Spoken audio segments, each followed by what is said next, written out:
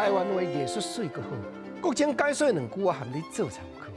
解说，解文说理。好朋友，咱来研究台湾的汉诗。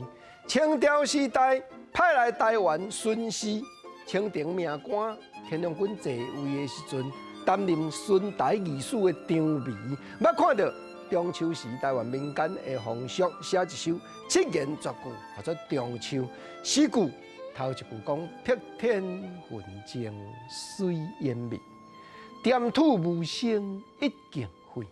花饼香中人尽醉，嫦娥亲见夺元归。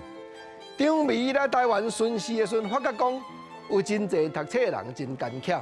你比一个来讲山西省，到今年要考30个状元，固定名额就对啊。即马明明你是福建人嘛，惊去讲冒认讲我是山西的人，这落作风算出骹手呢。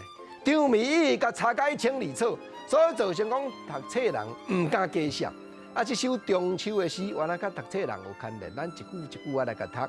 头一句咧讲碧天云静，就是讲中秋暝万里无云，尤其四边真恬静，点土无声，点就是拖帮，就是洗衫帮，土就是迄个插腿啊咧讲互啥清气象的。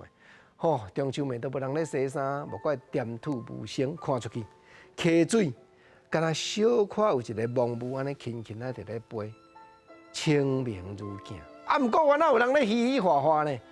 花饼香中人真醉，啥物人食酒醉？搁咧跋筊，才会嗨哦。对，咧跋啥物筊？台湾的读册人伫清朝时代，大家大饼做大地，中秋饼顶头用红字写一个元字，这个元代表啥意思？因为拄啊秋试，秋天的考试，原来中秋时咧举办。